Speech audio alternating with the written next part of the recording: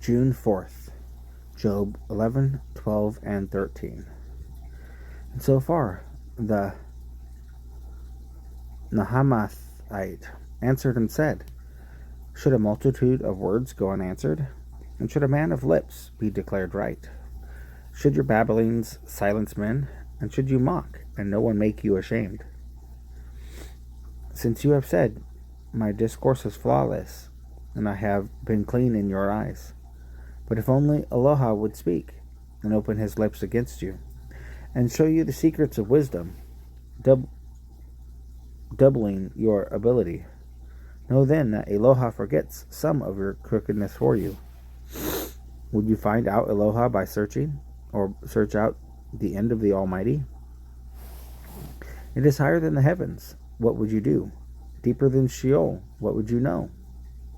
Their measure is longer than the earth, and broader than the sea. If he passes through and shuts up and gathers, then who does reveal it? For he knows false men. When he sees wickedness, does he not consider it? But a senseless man takes heart when a wild donkey's colt is born a man. If you would prepare your heart and stretch out your hands toward him, if wickedness were in your hand, put it far away, and do not let perverseness dwell in your tents. Then indeed you shall lift up your face without spot. Then you shall stand firm and not be afraid, because you would forget sorrow and remember it as waters that have passed away. And your life would be brighter than noon. You would soar upward. You would be like the morning. And you shall trust, because there is expectancy. And when you have searched, you shall lie down in safety. And you shall rest, and no one would make you afraid. And shall seek your favor. But the eyes of the wrong are consumed, and they shall not escape, and their expectancy is the breathing out of life. Job 12. Pardon. And Job answered and said, truly you are the people, and wisdom would die with you. But I, like you, have a heart too. I am not less than you, and who does not know such as these? I have become a laughingstock to my friends, one who has called on Eloha, and he answered him. A laughingstock is righteous, the perfect one. A lamb is despised in the thought of one who is at ease, prepared for those whose feet slip. The tents of the robbers are at peace, and those who provoke ill are complacent to him who brings Eloha into his hand. But now ask the beasts, and they shall teach you, and the birds of the heavens, and they declare it to you. Or speak to the earth, and it teaches you, and the fishes of the sea inform you. Who among all these does not know that the hand of Yod has done this, in whose hand is the life of all that live, and the breath of all mankind?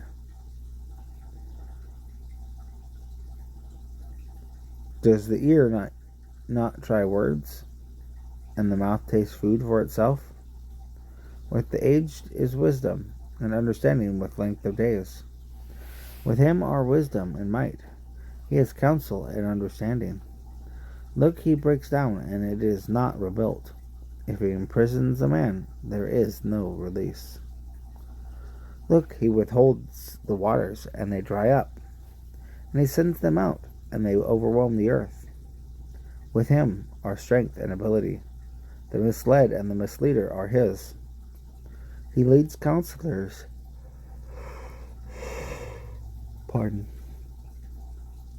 He leads counselors away stripped, and makes judges go mad. He loosens the bonds of sovereigns, and binds a girdle on their loins. Who leads away priests as a spoil, and overthrows the mighty, turning aside the lip of the trusted ones, and takes away the discernment of the elders, pouring scorn on nobles, and loosens the girdle of the strong, revealing deep matters out of darkness, and he brings the shadow of death to light, and making nations great, and he destroys them. spreading out the nations, and he leads them out, turning aside the heart of the chiefs of the people of the earth, and he makes them wander in pathless waste. They grope in darkness, having no light, and he makes them stagger like a drunkard.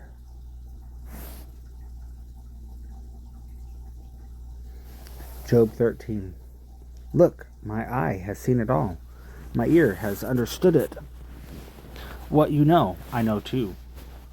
I am not less than you. But I would speak to the Almighty, and I delight to reason with El. But you smear with falsehood, worthless healers, all of you. If you would only be silent, then it would be your wisdom. Please hear my reasoning, and listen to the pleadings of my lips. Would you speak perversely for El, and speak deceit for him? Would you be partial towards him? Would you plead for El? Would it be well when he searches you out? Or could you deceive him as one deceives a man? He would certainly reprove you if you secretly showed partiality. Should not his excellence make you afraid, and the dread of him fall upon you? Your weighty sayings are proverbs of ashes. Your shields are shields of clay. Be silent before me, and let me speak, and let whatever come upon me. Why do I take my flesh in my teeth, and put my life in my hands? Though he kills me, in him I expect. But I show my ways to be right before him.